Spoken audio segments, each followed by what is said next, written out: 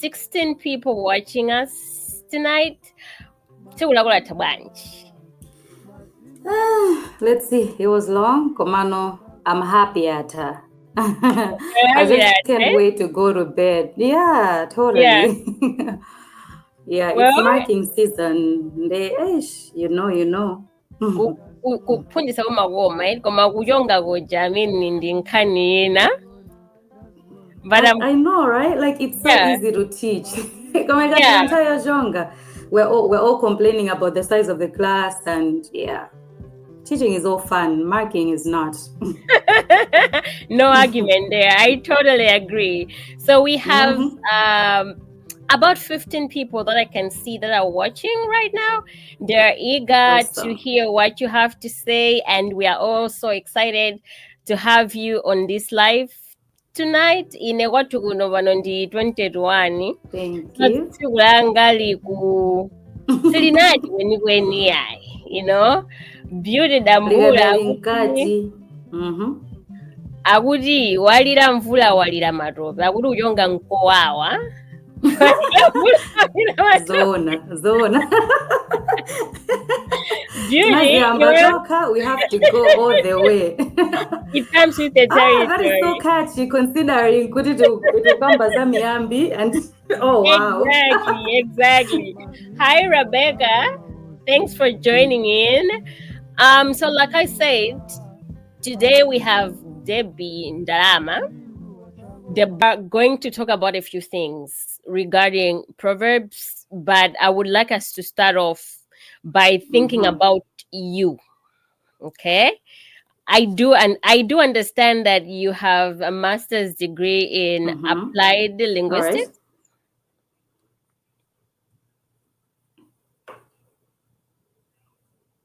Yes, I do.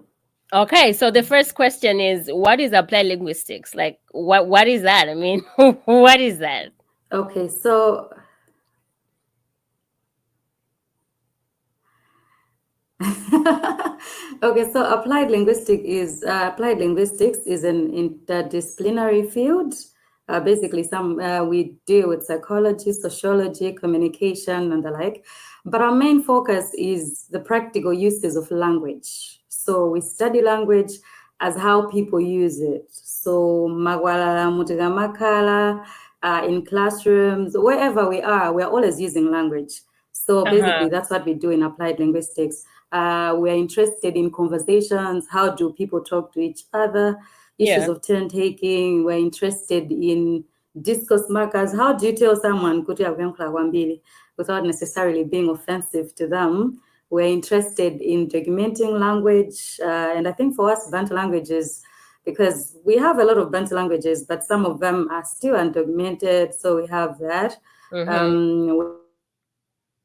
We have language and crime, forensic linguistics, which is a new and vibrant upcoming field. So we also study that. We have translation.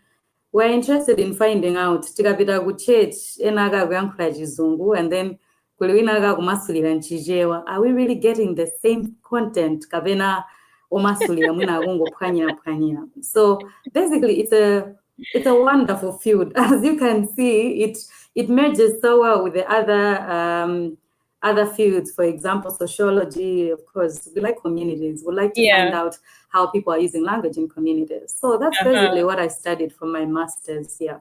That sounds so exciting. It's fun. Trust me, I do not regret it one bit. I love every bit of it. Because there's just so much to study.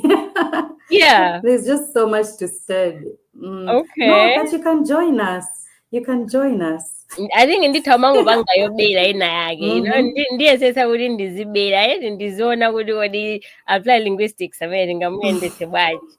But in any case, I'm glad to hear that you're doing something that is exciting, something that you love. It is definitely the case that when we do things that we love, we are likely to be great at it, because passion, it's my view that passion is everything. So yeah, that's amazing to hear. Passion drives everything. So thank you. I totally agree. So as far as your research interests are concerned, like when you zoom in a little bit, more apply linguistics, where you as a person, as a scholar, what exactly do you focus on? Okay, so despite the fact that my interests have been redefined and remodified over time, Yeah. when you learn things and there's more scope that you see. But I think right now I'm more interested in just Bantu languages. So language usage, but basically Mm-hmm. in Bantu languages. So be it Chichewa, be it Chiao, Tumbuka, or whatever it is, I'm interested Mm-hmm. in how people are using language. And I think recently, because at Mzuzu University, we have introduced a master's in law enforcement discourse. So I'm Okay. teaching language rights. And I think I've also seen that I'm more aligned towards that. The main idea is that by virtue of birth, we have rights. And one of the rights that we have is the right to language. And so having a right to Mm-hmm. language, you should be able to use language that you can understand with people that understand you. You should be able to get access to education, health, justice system. And so Mm-hmm. the main focus is basically on minority languages. And I think for Malawi, the boundary between what is a minority and what is a majority is something that we can argue. But over time, we'll find that most of our languages still have room for usage in many areas. And I think that's one thing that I'm now working towards. I'm hoping there'll be a lot of productive research coming from that, Yeah. language rights, Uh-huh. and mostly Uh-huh. zeroing in on Bantu languages, specifically Malawian languages, and how they are used, say, in the various spheres that you'd want people to access information. So in health, in education, in the justice system, yeah. How are people treated if they are belonging to, if they speak a minority language? Do they get Mm-hmm. uh, the services as they should get them? Yeah. Yeah. So I think those are now where I'm aligned at the moment. Yes. Wow. That sounds exciting. I mean, when you're talking about language rights, it brings to mind the issue of equality, right? Is the underlying assumption there Yes. that as things stand, not all languages are equal, or at least they're not treated equally. And then the understanding is that you want to make languages that are sort of invisible, really unheard of much, to come to the fore and also have the privilege to be heard. Is that the understanding? Well, I think that's one of the areas, and that's one of the most debatable areas. I think over time, most scholars have learned to accept that, yes, we all speak languages, but languages cannot be treated the same. But I think the main idea is to make sure that even if the language is spoken by a little population, those people should still feel that they own the language, that the language is important. We all know that language is a part of our identity, is part of our culture. We identify with language. And so imagine having to use another language because you cannot use a language. So I think Yeah. most of the debates and most of the battles and that we are fighting for language rights is to make sure that it's okay if all languages, if we don't have equality per se, but at least we should all be able to access the things that we access in languages that we are comfortable with. And I Yeah. think there are so many cases, like when you even look at the justice system, you see that what somebody said and what was eventually written, there's a mismatch between the two, okay? Mm-hmm. Because there was somebody else, like a third person, but the understanding would be, if I'm speaking to you in English, you should be able to understand me and speak back to me in English. If there Yeah. should be need for somebody else, the information has to be relayed as I am saying it to you, okay? Yeah. Not be distorted in the process. So we're just trying to make sure that we can use language comfortably, we can use language in the spheres that we can, and to access the services that we can access. So yeah. Wow. Okay, beauty wafunza funso akuti kodi we have a right to language. Nanga kuma interview amarikakamiza chizungu bwanji. What would be your response to Okay, so much as we have the right to a language, we should know that living in a country, we operate under a system, okay? And so there is also still need, because we are vast, okay? We are diverse. it's impossible for everybody to have their language represented, and you can't meet somebody who speaks your language every now and then. So there's the issue of what an official language is. Okay, so official languages, the ones that are used in official domains. So, for example, in Malawi, our official language is English, but for South Africa, I think they have about 11 or so languages that they use as official languages. So now, because we say English is the official language, it means it has to be used in official domains. Okay, so that would be it.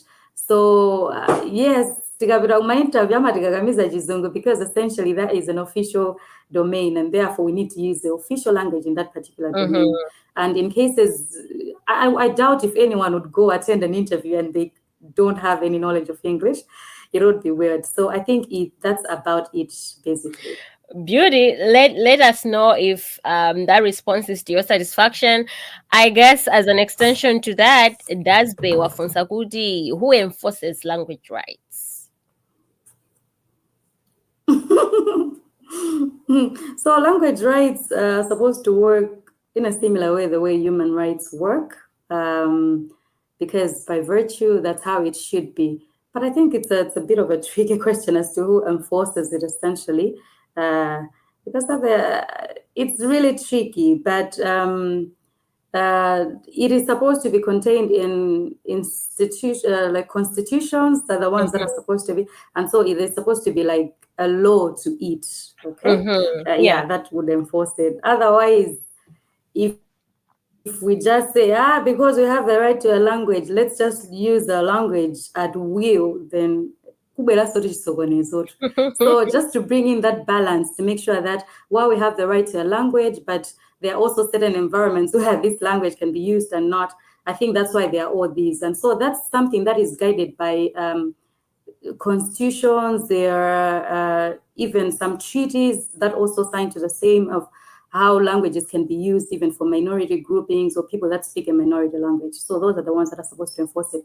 But also down to a country, law enforcers, the ones that have bearing over what language is official, what is not official. There is also need to go a step further and at least to include, okay, so if English is the official language, then what is the status of the rest of the other languages in the regard? So if we are using English in official domains, what about the other languages? How can they become of impact to it? Because at the end of the day, we also do not want to lose our languages. If more people are not using their mother languages, we could lose some of the languages. And I think that's the case with some of the languages that we have. So we only have elderly people that are speaking it. And in the end, that language fails to be transferred actually to generations down. Well, I don't know if you can read the comment that I've just posted. Can you see it right now? Yes. Okay, perfect. So Erube Agudi, she loves your reply on English in the interview. I hope Beauty Mwamvesa nditudi chizunguji chifojo it's an official language in official spaces. But I think you have raised a very... It has to be used. Exactly. I think you've raised a very interesting point about language and the fact that because it's based on orality, right? I mean, language is oral for the most part, and when we don't speak a language, chances are there that a language can die, right? So I want to carry that thought and take it to the whole idea of Miyambi, which is also something that in African culture is based on orality. I mean, it's possible today and when my collections are Miyambi from different countries, right? I understand over the years there have been such projects to compile proverbs for the simple reason that proverbs are disappearing. We don't use them every day as the people that lived before us used to use the proverbs. So like in your view, would you say that we use enough proverbs today? And while you're thinking about that, also think about what is a proverb. Like or what is a proverb? And would you say that in the everyday we use enough proverbs such that we can still sustain use ya chama proverbs kabena you think kuti tulinalage Miyambi told us so it because we don't use Miyambi anymore. What is your opinion on that? Okay, so first and foremost, proverbs basically are expressions, and these expressions carry truth, values, wisdom. For the most part, they're supposed to give a moral lesson. That is so. They're supposed to give a moral lesson, and when you take them to a certain context, the moral could change depending on what you'd like to communicate. As to whether I think we have managed to store enough proverbs, yes and no, because I don't think we have enough. Now, the tricky thing is that, like we've already said, if language is not being used, it can go extinct or it can go out of fashion. And I think that's the same thing with proverbs.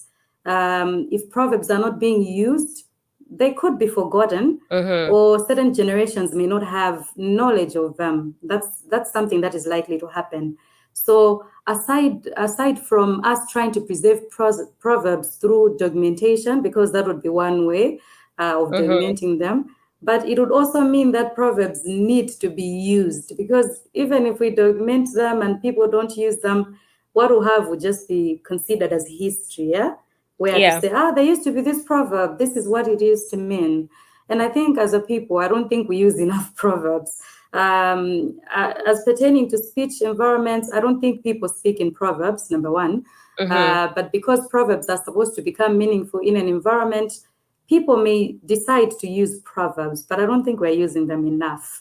And at the same time, I also would like to believe that in using proverbs now is mostly restricted to other areas, essentially. People are using proverbs, say, in songs, in poems, but I still think there's more that we can do. So that's what I think. I think there's more that we can do. So aside from documenting proverbs, maybe we could also teach the value of proverbs. Several scholars actually say that with time, it is possible to create new proverbs. And old proverbs may also go out of existence if they are not being used. They could grow out of season if they are not being used. So I think that's how I can answer that.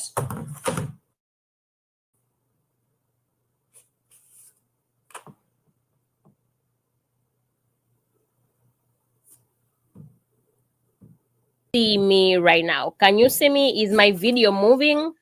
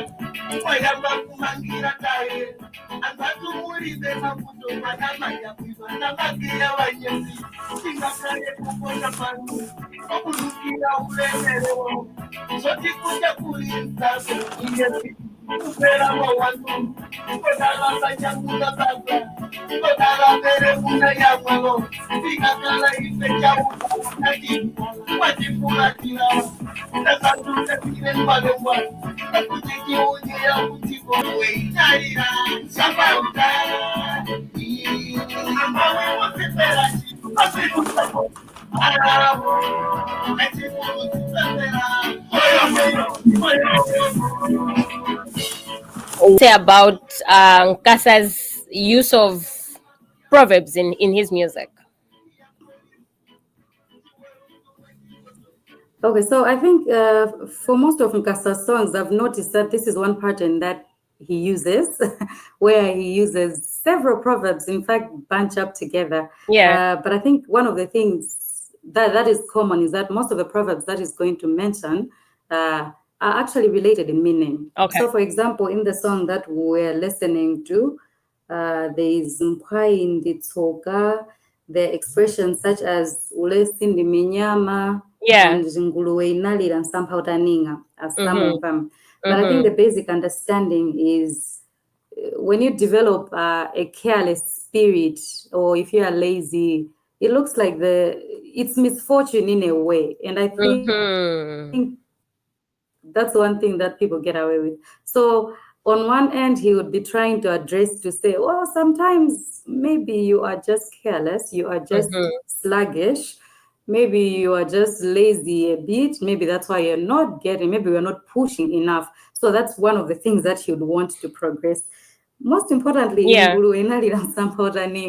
because this basically constitutes one of those proverbs that is based on a story. So like there's a story behind it, and Yeah. then the meaning comes from that.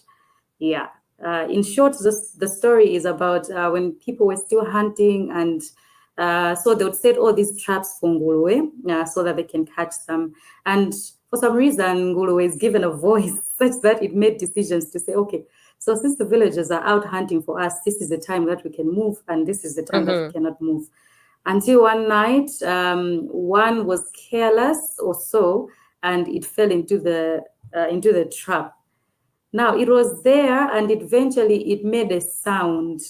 And when it made that sound, people then knew that tagwira nguluwe. Yeah. Had it not made that sound, and it was on kanali soga mai kakangono kuti he would have gotten off it, but because of how he reacted to the situation. So I think it speaks about a careless spirit, a sluggish spirit, or our attitude towards things sometimes is a reason why we may not get the things that we get.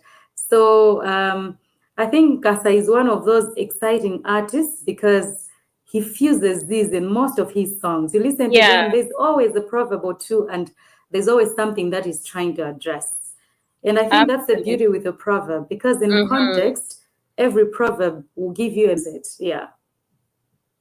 I absolutely love the idea of having proverbs in music. I think this is something that musical artists sort of need to be intentional about, especially considering good, okay, tizaditi tauze anthu amene akuonera right now kuti talemba ni ma proverbs amene madziwa in the chat, tipeza kuti pali kufanana kwina kwake ma parallels ma proverbs amene tingayuze, because it's also true kuti pali ma proverbs ena amene we don't even know.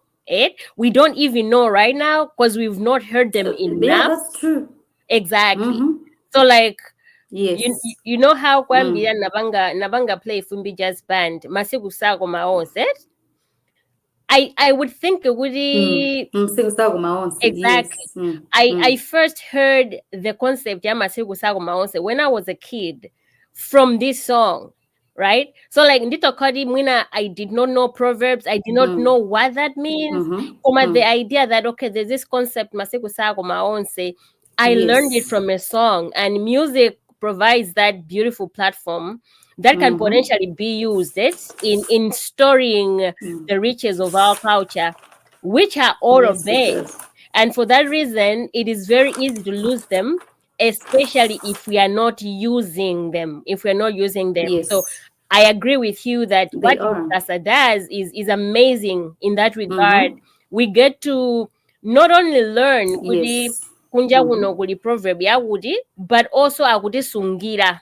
Akuti sungira miyambija. Future generations, when they listen to those lines, they will learn something. And in as much as Amabanga Muna, yeah, it's a good storage. Yes, exactly. In as much as Amabanga bando my proverbs are being beat, when you're like, wait a minute, but I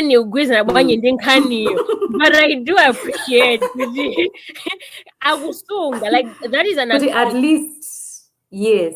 That is an archive of thoughts. Exactly, and that is so exciting. So anyway, let us transition to something that I know you've recently done. Recently, you've published a paper on Miyambi and how Saulos Chidima used Miyambi in the political campaign in the last elections.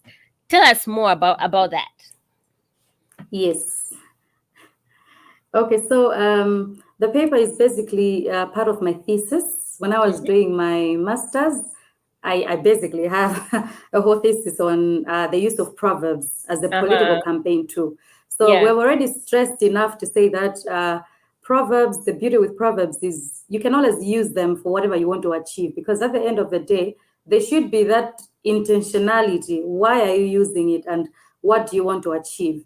So having looked at the 2019 elections and the campaign period and how people were using language, I noticed that Saulos Klaus Chilima was using a lot of proverbs. The reason why I followed him is because he was consistent in the usage. So at every rally center that he went to, he made sure he left people with 1 or 2 proverbs, famously coded as Miyambi walelo, and it looks that people were actually excited, okay?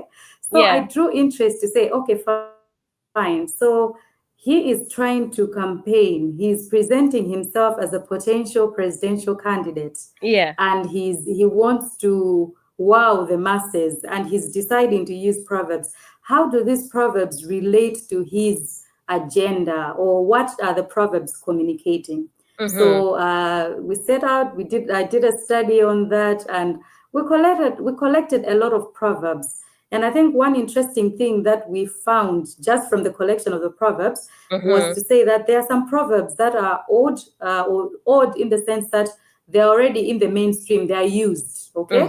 People know of them. For example, if you say Mimba Chibala, okay? That's one of the familiar proverbs, basically, that draws on the idea of character. But we also noticed that Chilima was creative in that he seems to have created some proverbs that I had never heard of, that he created along the way to communicate certain values, I say. So we set up to do the mapping. I used conceptual metaphor theory to map. The main idea is that when we are using proverbs, or when we want to communicate, you map information from a domain that you're familiar with to communicate something you're not familiar with. So like moving from the known to the unknown, because it becomes easier to relate. So some of the findings or the conclusions, we actually found that Chilima was using his proverbs, number one, to campaign for his opponents through the proverbs that he used. One instance in which he used is the one that I just mentioned, Mimba Chibala. So in the context that he was using it, he was referring to a rally, and in this setting, people had gathered and they were saying, the late Bingu wa Mutharika did his best in as far as development is concerned. But when we turn to Zomwe Zikuganigazi, Mimba Chibala, okay? And it ended there. But you see that when you decipher the proverb, you see that essentially what he was trying to do was to compare the two brothers, Peter and Bingu, to say that in terms of leadership. So it was not just about their characters as brothers, no. It was more about their leadership styles, how effective were their styles. So he was saying, well, for Bingu, he did his best. But for this, well, Mimba Ninchiba, basically to a similar background from the same family, but still have different characters. So in essence, what he was saying was, well, Peter is failing, Bingu was doing good, So you see that he used that proverb, and he needs to explain it to anyone. You'd hear it in the context that he used it in, and you'd say, okay, fine, I think I actually get the meaning, okay? And he also used some of his upcoming proverbs. For example, he used Mugaona mbuzi kuti abansipo biliwira ndiye kuti balili nthumbu. Okay? Now, for him, I think imagery is good, and I think he made sure that there were several metaphors that he created or that he used. So in that one, he uses mbuzi, he uses nsipo biliwira, and he uses linthumbu, all of which refer to basically linthumbu. Linthumbu maidziwe? Linthumbu silosewera ndiri zinthu totopesa kwambiri. Exactly.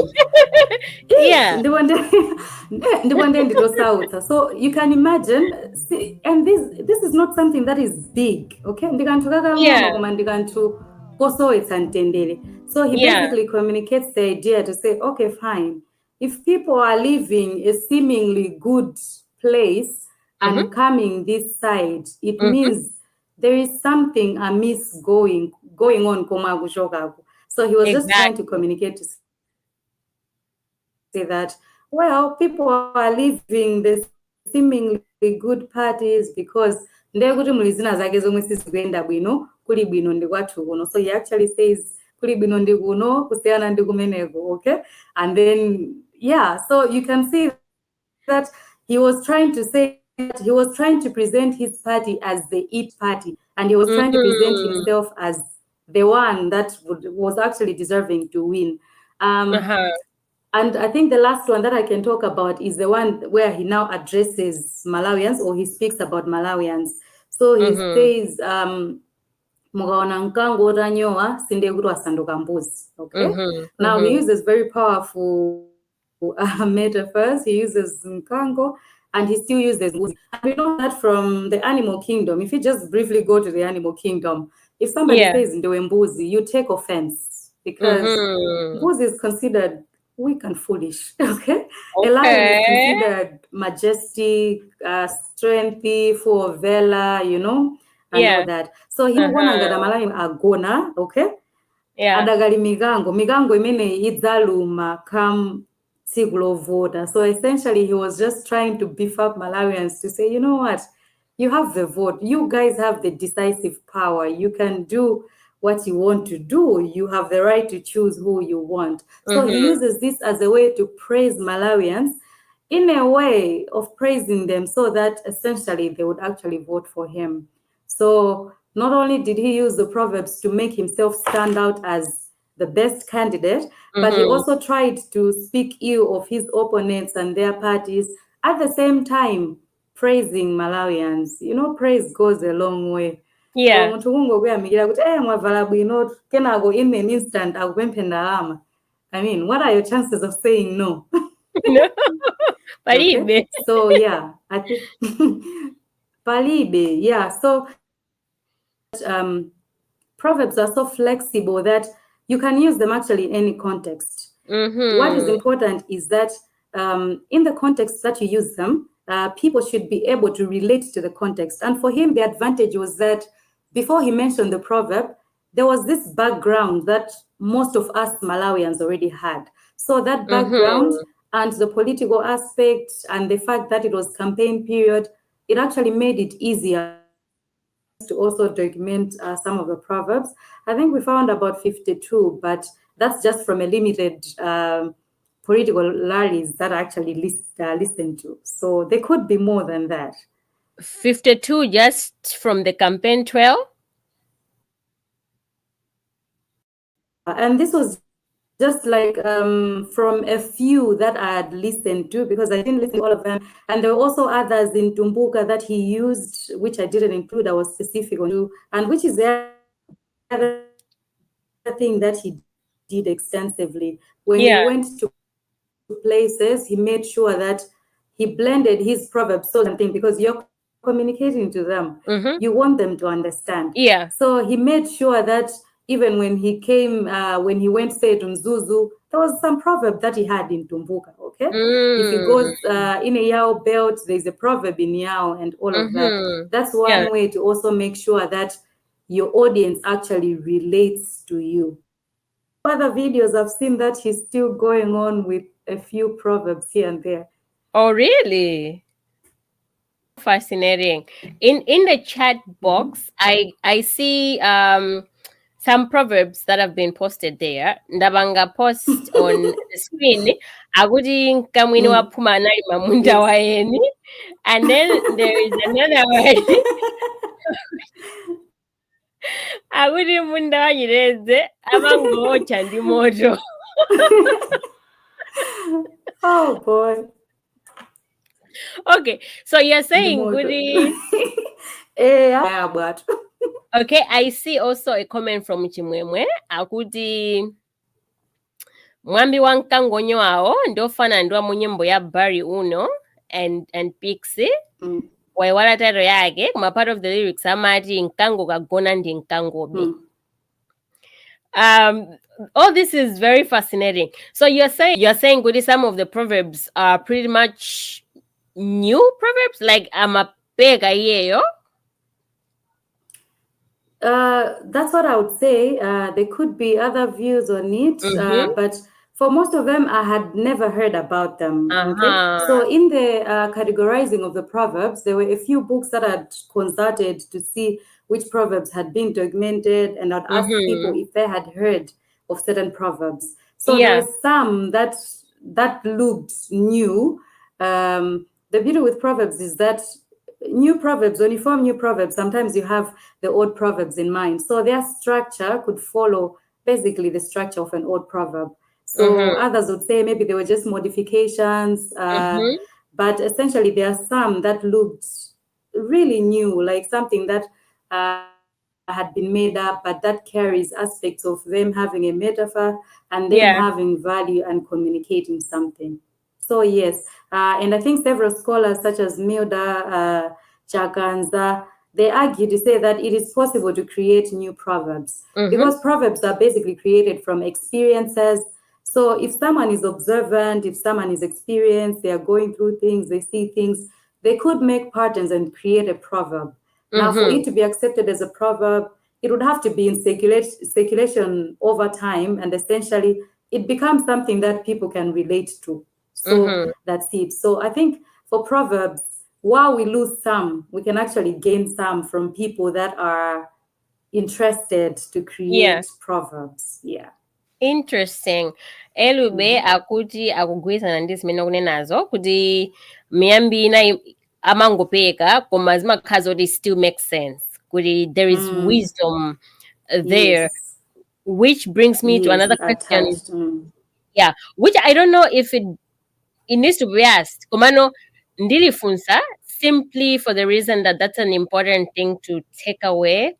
Titakhala kuti waliyankha kale komano why proverbs, like say for example Mukeshi Achilima, why do you think he was using Miyambi to communicate whatever it is he wanted to communicate? Why? Like what purpose does or do proverbs serve in your opinion?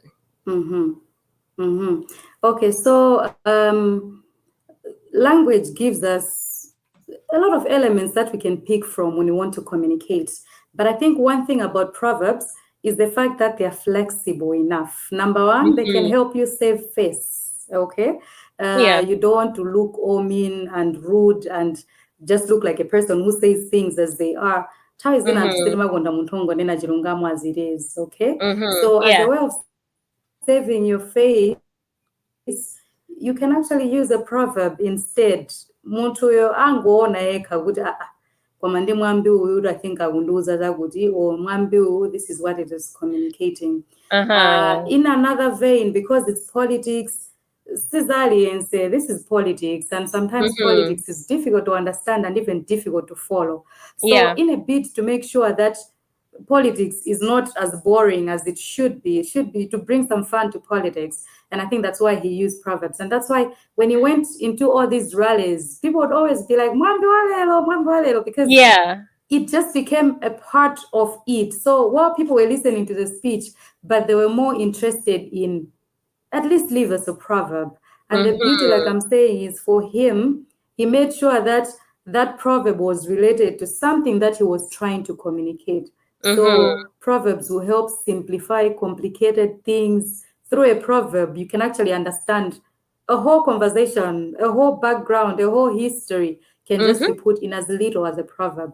And so because of some things like those, that's why it was easy. Like I said, for him, during the campaign period, I remember there was one Ben Piri. He also used a proverb, but I think he just used one and he wasn't consistent. But Chilima was actually consistent. At every place that he went, he made sure that there was a proverb, and a proverb for that particular context, like one that you could relate to and you could see to say, okay, from this proverb, this is what he's trying to communicate. So I guess that's why proverbs. Dzulo ndinaona post ndaiwala kuti nali post ya ndani komano analemba za Miyambi ya Chilimayo. So I'll just read a few proverbs that maybe did not come up in this Please conversation. Akuti do. ukaona asilikali aukankha galimoto ya president dziwa kuti president wathapo.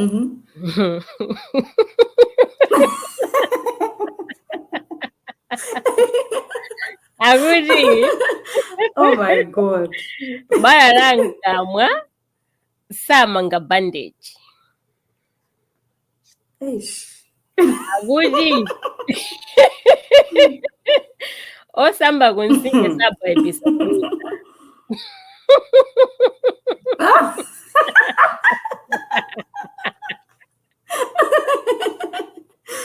Oh wow. Akuti mfano wowera njala ya dadake alibe mphamvu zoyankhula pa mkumano amafana a njinga zawo. And then alibe sakuyenera. finally nsima yoyitanidwa sumwera nsuzi.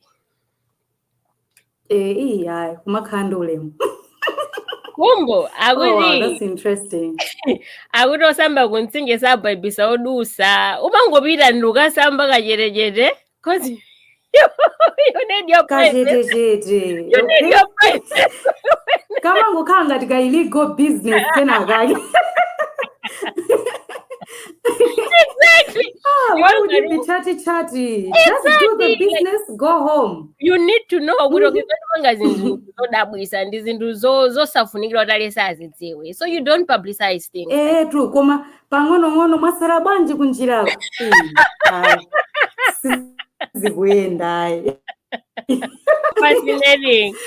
When I was thinking about proverbs, yeah, indeed, a word that came to mind is decolonizing the mind, Elijah.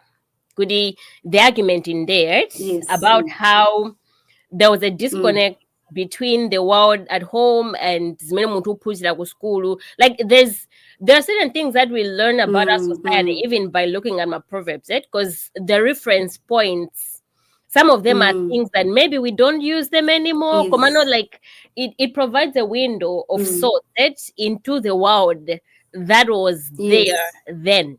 Supposing today we come up with proverbs and then we are talking of unjale, we're talking of unjinga, we're talking of whatever.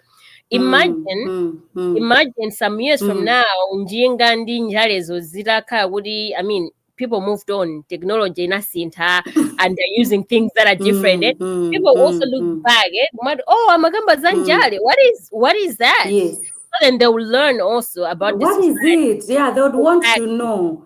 Yes. What exactly was it? So I think chintu chimodzi chimene one tinachiluza and then timachiluza when we are sticking to English, for example, is my reference point as into many reference to us as Malawians and as people who are from Malawi. Zindoti zili very local. We don't know the best way to talk about them muchizungu, right? Like we lose that when we use Chiyankhuja Inyake, because Chiyankhuja Inyake does not capture those experiences in the same way. Fully. No, it doesn't. Yeah. Lost in translation. But also just the fact that when you look back at Zinungadi Miyambi, so it's not produced at a certain point, because the truth is, much as Miyambi he creates new proverbs. Koma Miyambi na they've been around for a long time, right? So like it's sort of a statement of our philosophy as Africans, as Malawians. What is our stance on this? How do we look at this, or how do we look at that? I think in some ways we can also indeed look at proverbs as a sort of a text, even when it's all read. It's a text. Like you can just look at it and understand the society and what it thinks about time, what it thinks about hard work, what it thinks about relationships. Like you learn so much from just looking at proverbs. Ndetu kupita kumapeto kwa stream That's yathu. actually true. I just want to play another song imene ikhale ganizo la kumapeto, and this song is also by Nkasa for the simple reason that Nkasa is one of those artists who has been very intentional about proverbs. Oh, very. So nyimbo Yes. imene say ndi akayanjana alekeni, ndikufuna munduze what you think it means. Because in indeed Debbie couldn't agree bwino kuti kwa nyimbo iyi so akayanjana alekeni by Nkasa.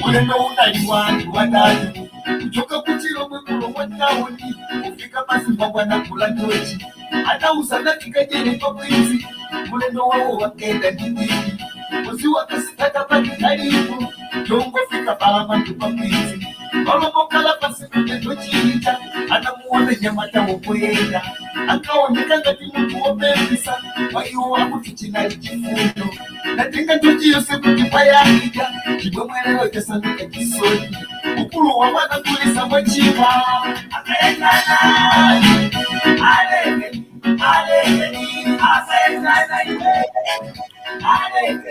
alekeni akiwa mbili setisiwa kutokoza alekeni walongo kweza ule mutichikama alekeni yakutika kumonda kosalamasa alekeni lero na makola kosa alekeni Samafumu chafika mwelimu Neusenyenga kusonyeza kupira Chipunolesa mando wake pamulana Lau kalisonyeza kulichikoma Nesokondeza sokano wa ukulu Nangosi ya nipate nilibalala Wetipalina menafuka kurumipa Pasitaniza lipwawo Mapela mbela hama pasula kaida Anomoneza kundota wiyo taita Akupukusa mtu wopa nenyanya Wabisalaki anaiwona koto So in this song, Joseph Nkasa anaimba Miyambi ambiri, like some of the proverbs that you could pick up from the song and what you think about his use of proverbs in this song. Okay, so I think at this point we can agree Guti Nkasa uses a lot of proverbs. But for me, for the song, I wasn't very familiar with the song, but when I listened to the song, Aganjana again, now I'm remembering the controversy that we had, you and I had, and I'm tempted to side with you. But I think what I like most about this song is how Nkasa, in his way of trying to bring meaning, so Aganjana Lekeni is like the overall theme coming from it, okay? Basically, it would loosely translate to ngatana kuti ndizomwe akufuna silene basi, which is similar to mwana akalilira nyanga ya ntsatsi msemere mfotereka. If someone is adamant about something, if they think it's working for them, leave it. We'll see how it goes. But when you look at when you listen to the song, you see that in the first place he uses the journey, okay? So a journey that started Bino and they're going and they've made a plan, okay? And then when they get there, they see someone seemingly looking like a beggar and they decide, I want someone this person, okay? And people don't say anything, they just go like, So communicating the idea to say, if somebody thinks this is wisdom, let it be wisdom to them. Who are you to say it's not wisdom? Okay? On the idea that if this is what they think is best, asireni basi, okay? And then I like the biblical reference. It is more like a biblical reference where he says, he's now like using his own voice, and he says, kuti, anagonza munda wampesa, anauyanganira ku. He made everything else possible to take care of it in the Gudzala. But when it was time to harvest, basically, so you can imagine after all the effort, and then it just turns out good. He did not receive what he expected to receive. So basically, kindness being rewarded with unkindness, and it reminds me of the proverb. Chisoni chinapesa nkwali. So they have the same binding meaning, to say that sometimes you can give. It doesn't mean your kindness is going to be met with kindness. You could be met with unkindness. So I also think it's a political song. I think it refers to some political happenings. and I think for this one, you're the one who told me, so I'm going to leave you to tell us that part. But I'm in agreement with you. In fact, I am so in agreement with you, such that the first part where it discusses the journey is leading to the second part that leads to what now happens with Mbesa. So even though there are two different illustrations, but they're actually building towards the same meaning, or the same thing that is trying to point out. So I'm in agreement. It is a political song, and very cleverly put, because you can't accuse him and say, you'd say, no, I just used illustrations. And I think that's in itself explains one of the most beautiful things about language. Exactly. You can say so much in so little. Yeah. It just depends on who's deciphering the meaning at the end of the day. Yeah. Chris Ford wanena kuti he believes that this song was so political. It can be aligned to the time UDF parted ways with Bingu. And that's exactly what I think, Chris Ford. Gudi, you're telling a story of somebody who has been given something, not necessarily because they deserve it. They could be deserving in certain ways. But Mwakanga, you've been too gracious, and then Mwabanga extend your hand. Gudi pangago iji, and then the person will turn. Sana togoze against you. Exactly. Ndawo kamba zoti sungaga denge nduwimangira khola umadi ndiziweda olo utenga ngona. You know, because that's an animal, like it can harm you, it can potentially harm you. So even when wadzala mpesa, it can wadzala mpesa zo can be sour, and ukanga nthawi yako, but I mean, and you didn't even know. So that's why I totally think this is a very political song, and perhaps it captures that situation after Bingu left UDF, and the fact that he was introduced to us by Bagiri, at least as a politician, and then he went on to start his own party. Yes, so like most of us didn't know him. When I was listening to this song, I was like, I really wish I knew when this song was released, because that's the thing about music. Like, you best understand what's happening in the song when you understand when it was released, what was happening in that time period. Then you're like, oh, this is what this is about. So I totally appreciate. So you need a context. It's the same thing. Pama funiga a context. Like, something has to happen for you to generate a proverb. And I think that's what Chidima did. And that's what even most artists do. When they have a song, we need to be able, because at the end of the day, we need to be able to relate to it. Language is about communication. So if someone is saying something and you can't relate, what's the point? Miscommunication. What's the point anyway? Why communicate? So the context is as equally important as the proverb itself, as the song itself. Unfortunately for us, this song discusses a situation that so often happens. I think that was just one of the many instances. It happens a lot. It happens. And it's not even just in politics. It's not just even in politics. Personal, this is even every day in families.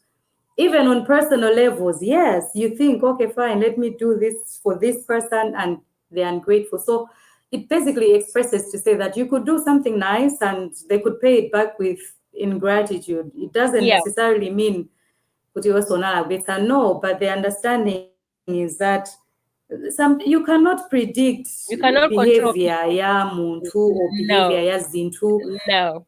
You can't control people. You can't control people. You cannot. Yeah. If not, we can close the conversation. Thank you so much, Debbie, for joining in. And thanks everybody who was there today. Your contributions, your questions, your comments made this a successful live. If there's anything that we should walk away with tonight, it is that proverbs are a very important aspect of our culture, in as much as we don't use them as much on the everyday. We should be intentional about using proverbs. And absolutely, if you're an artist, if you make music, you may want to consider, incorporating that also in your music, because you will leave behind an archive that future generations can go back to and learn a lot about the society which is behind them.